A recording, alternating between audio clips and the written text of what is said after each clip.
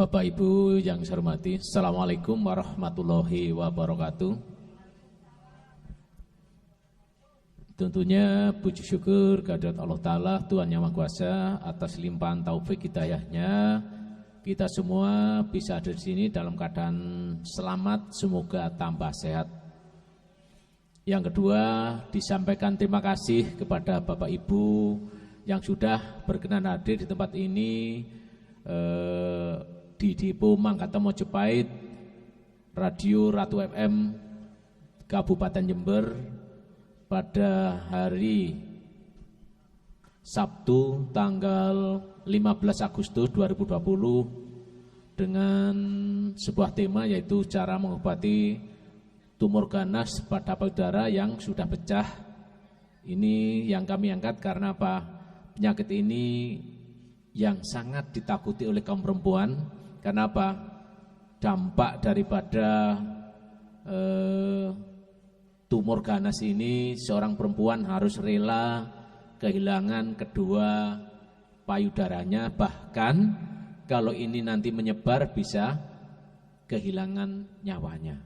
Karena tidak sedikit kaum perempuan itu yang meninggal karena mengidap penyakit tumor ganas pada payudara.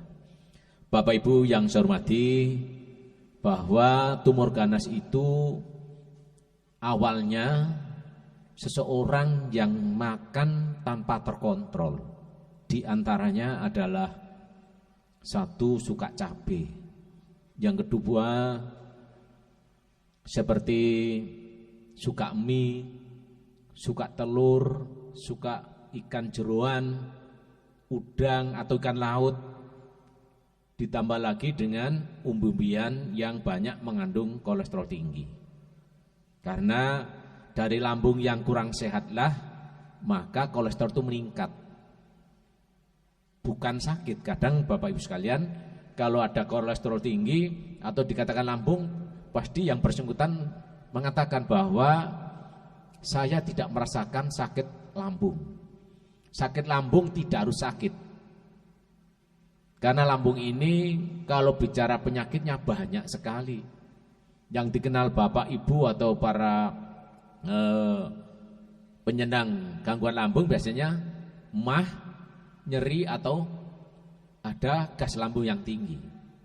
Lambung itu tatkala tidak normal, maka apapun yang dimakan, baik itu nasi, sayur, ikan, buah, itu cenderung meningkatkan gas lambung, asam lambung, kolesterol, asam urat maupun hipertensi. Bisa jantung, bisa matanya katarak, kabur, bisa telinganya mendenging, bisa orang itu mudah lupa, atau kakinya sulit digerakkan, atau tangannya kesemutan atau geringgingan. Ini salah satu tanda bahwa kolesterol itu tinggi. Terus bagaimana orang yang oleh gangguan kolesterol tinggi? Biasanya bersamaan dengan asam lambung, maka ada dahak di tenggorokan ini yang tidak mau keluar. Kalau keluar pun warnanya agak coklat. Nah, ini Bapak Ibu sekalian, khususnya bagi kaum perempuan, sejak dini dikenalkan cabai dan mie biasanya mengalami gangguan. Satu, keputihan. Kedua, nyeri haid. Yang ketiga, sulit konsentrasi. Yang keempat, sulit tidur sore, tidurnya malam-malam. Mudah tersinggung juga. Mudah emosi. Kalau anak sekolah diajarkan ilmu oleh guru maupun ustadznya, dia sulit konsentrasi. Ini salah satu dampak daripada cabai atau gan lambung. Bagaimana dengan seseorang perempuan yang cukup dewasa? Tumor ganas itu tatkala sukanya kolesterol, itu pijaannya.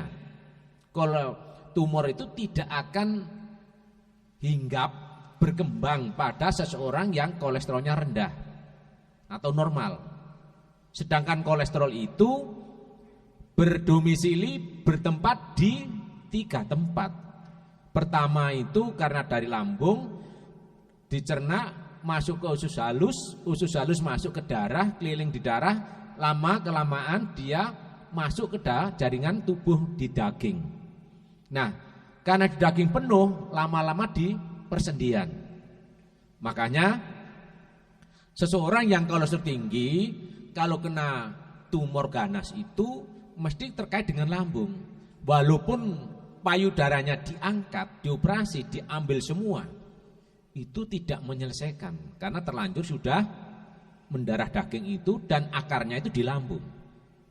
Kenapa kok orang-orang yang mengidap sakit lambung ataupun khususnya tumor ganas itu tidak sembuh walaupun dioperasi? Karena sumbernya tidak disentuh. Pola makannya, pola pikirnya dan sebagainya. Seseorang yang kena tumor ganas pada payudara, pertama dia kurang percaya diri alias down. Apa yang kurang percaya diri? Karena dengan hilangnya payudara satu bahkan kedua-duanya, dia merasa kurang percaya diri dengan terhadap baik sesama perempuan maupun utamanya pada suaminya. Karena kebanyakan suami ini tatkala perempuannya ini payudaranya ini rusak, membusuk atau diangkat, itu ada yang tidak mau bermesraan dengan istrinya. Apalagi kalau sudah di kemo, disinar, itu sekucur tubuh ini warnanya hitam, rambutnya juga brondoli, sel tubuhnya itu terbakar dan mati kurang lebih 50%. Maka kalau seseorang di kemoterapi, biasanya sepulangnya itu dia lemas, tidak mau makan, lunglai, dan panas. Makanya jangan sampai seperti itu. Bagaimana sudah terlanjur? Maka kami memberikan solusi bagaimana cara mengobatinya. Nah, seseorang bisa sembuh tatkala sembuh itu dijemput dengan pengobatan baik melalui medis maupun non medis. Sedangkan secara medis biasanya diangkat.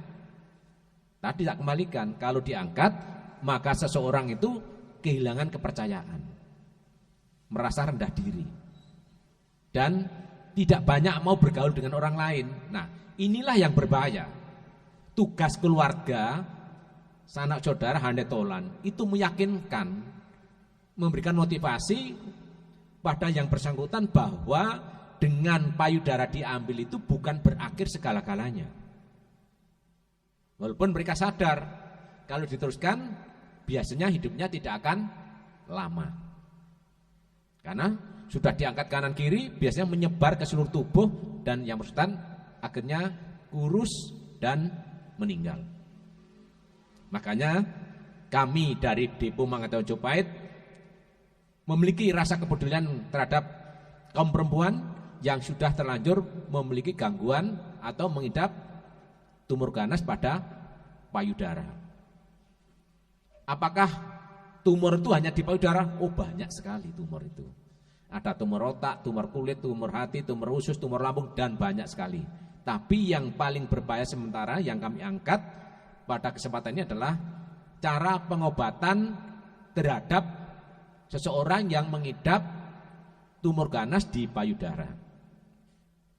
Biasanya siang malam tidak bisa tidur, nyeri, terus warnanya agak hitam di payudara itu. Lama-lama pecah, mengeluarkan air dan darah dan nanah, membusuk. Nyerinya tidak perlu dibayangkan, nyeri sekali. Di mana tempatnya itu sensitif sekali, banyak saraf-saraf kecil yang memiliki sensitivitas terhadap otak. Seseorang yang payudaranya pecah, itu nyeri, nggak bisa tidur dan gelisah sekali. Karena dia tahu bahwa nanti kalau dibiarkan sekujur tubuh ini juga lemah. Makanya bagaimana caranya? Satu hal, berpikir dengan sederhana dan tetap bersemangat, berupaya dengan maksimal, baik melalui medis maupun non medis. Yang kami tawarkan sekarang adalah bagaimana cara pengobatan kanker, maksudnya tumor ganas pada payudara yang sudah pecah dengan melalui herbal. Yaitu caranya meminum Propitu dari 1 tetes sebelum makan 1 hari 3 kali, ditingkatkan sampai dengan 7 tetes. Tapi biasanya karena lambung ini bermasalah, pasti kadang-kadang tidak mau makan. Bagaimana pada seseorang yang terserang tumor ganas, cara makannya karena lambungnya nolak, dikasih makan nolak. Itu ditetesi probuito ini. Contoh ini, Bapak Ibu sekalian. Probuito ini boleh diminum dengan air, boleh diteteskan lidah langsung tanpa air. Bagi konsumen atau penderita seseorang yang sakit, yang mudah muntah, tidak mau minum, tidak mau makan, maka cukup ditetesi 1 tetes di mulut atau di lidahnya. Tidak perlu di bawah lidah, karena mulut itu tidak bocor ke bawah. Sehingga jangan sampai terpancing kalau diteteskan bawah lidah langsung ke jantung. Tidak. Di lidah otomatis masuk lambung karena hubungannya dengan usus halus ke darah maka akan ke jantung. Jantung itu tidak ada urusannya dengan lubang di lidah, di bawah lidah. Lah kalau mau jantung itu ada lubangnya, maksudnya ada saluran di bawah lidah, kalau minum apa akan masuk ke jantung. Maka Bapak Ibu sekalian yang harus berpikir cerdas bahwa semua yang kita makan masuk ke lambung, lambung berproses baru ke jantung. Lah itu diteskan boleh 1 hari 5 kali neteskan itu. Bagaimana caranya? Jam 6 pagi, jam 9, jam 12, jam 3, jam 6 dan mau tidur. Tidur seseorang sakit rata-rata antara jam 8 sampai jam 9. Itu tetes 1 tetes terus. Nah, kalau sudah mau enak besok naik 22, 33 sampai 5, tidak perlu naikkan sampai 7. Nah, nanti kalau sudah mau makan, dikasih makan lah baru minumnya dengan air. Kenapa dengan air? Karena kolesterol itu kalau pekat, kalau itu masuk ke darah, darahnya jadi kental.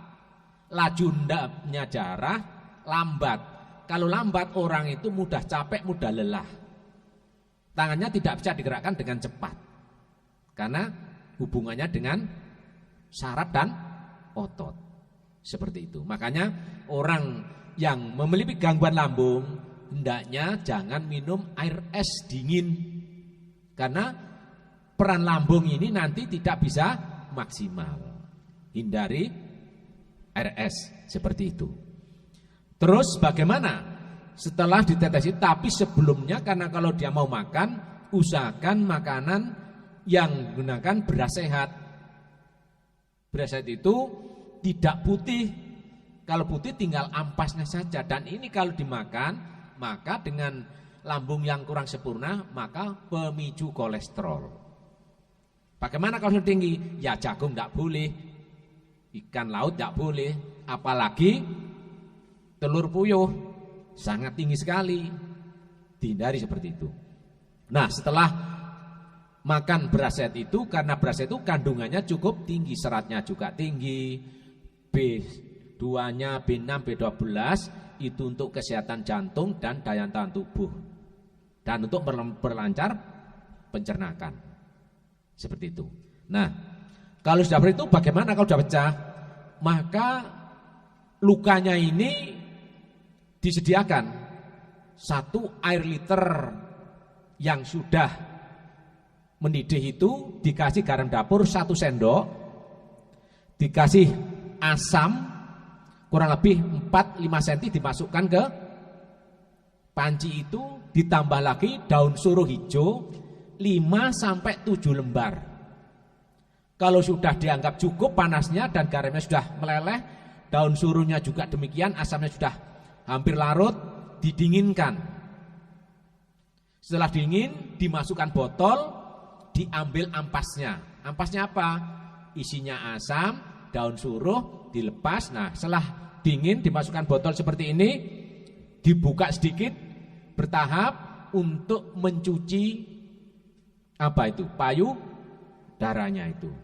Nah, dicuci itu maka hitam-hitam itu, darah yang hitam nanah itu keluar, bersih. Setelah bersih bagaimana? Mas Julis. Ya, setelah bersih sambil nunggu keringnya, santai.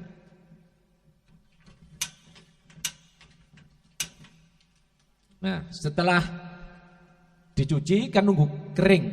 Itu disiapkan daun mengkudu seperti ini, yang muda.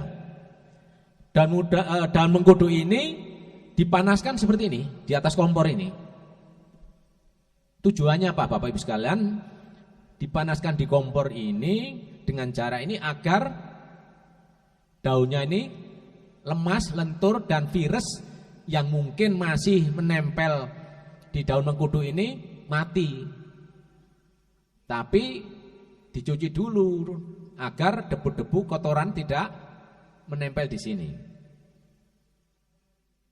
Ini caranya, ya, betul-betul. Kalau sudah halus, di samping itu biar lemes, karena akan menempel pada luka yang payudaranya pecah itu.